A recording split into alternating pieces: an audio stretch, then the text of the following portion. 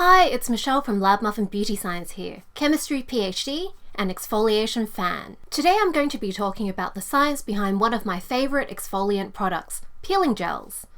How do they work? Is all that stuff that comes off actually your skin? If you like this sort of video, give it a thumbs up, subscribe to my channel, and make sure you click the notification bell so you don't miss any videos. Also, if you want me to talk about the science behind other beauty products, leave me a comment telling me which products you want me to talk about. Let's start by talking about what exactly peeling gels are.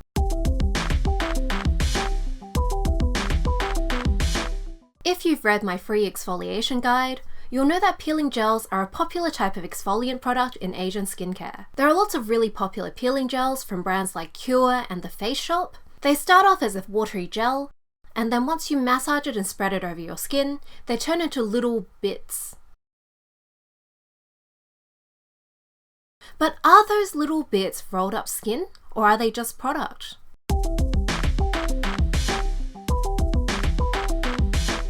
This is one of the cases where ingredient analysis doesn't really tell us enough to say for sure which one it'll be. So I did a little experiment to see if the fibers were skin or product or a combination of both. I wore a pair of surgical gloves and I tried massaging the gel so that I didn't get any skin contact. It was actually really interesting.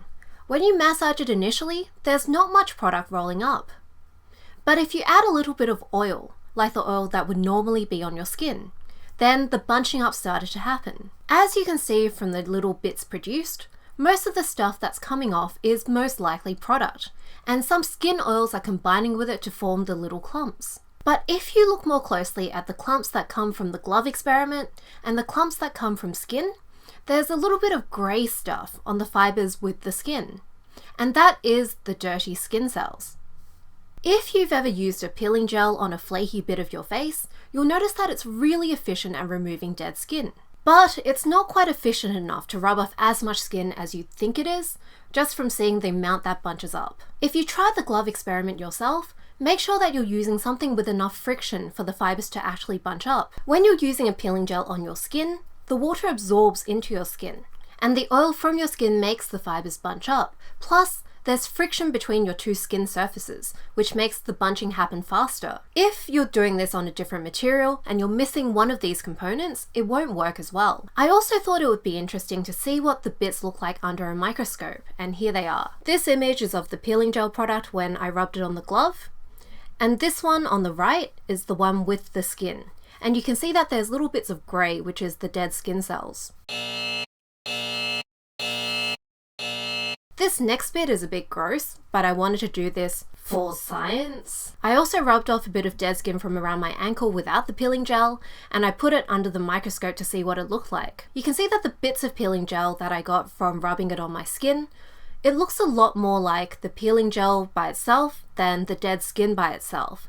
So it's safe to say that most of it is probably the peeling gel product and not just your skin coming off.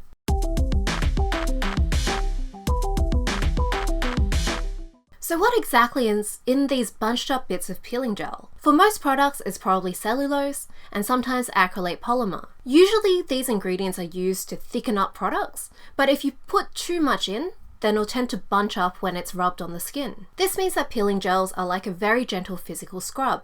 Instead of the chunky bits of scrubbing particles, you have these soft cellulose chunks. A lot of peeling gels have enzyme and chemical exfoliants in their ingredients as well, but you can't get that much dead skin off that quickly using those methods. Even with a really strong chemical peel, it takes a few days for the skin to slowly come off. Another YouTuber made a cool video about Cure Aquagel and whether it was a chemical exfoliant. She referenced me in her video, and she concluded that it was a chemical exfoliant. She tested the product with oil on a ceramic plate, and then she tested the balled up bits for protein. I used Cure Aquagel as well in one of my glove experiments, and I did get balled up bits unlike her. And I think the reason her conclusion is different is because she tested the product on the ceramic plate, which didn't have enough friction for it to bunch up. The protein test she used, which is very cool by the way, also doesn't really test if the balls are all skin. It shows that there's some skin coming off, which would be the case with a physical exfoliant. If you look at the ingredients of the Cure Aquagel, it also doesn't have any ingredients that could act as a chemical exfoliant. Plus, there's the fact that chemical exfoliants don't act that fast, and acrylates are the third ingredient from the top.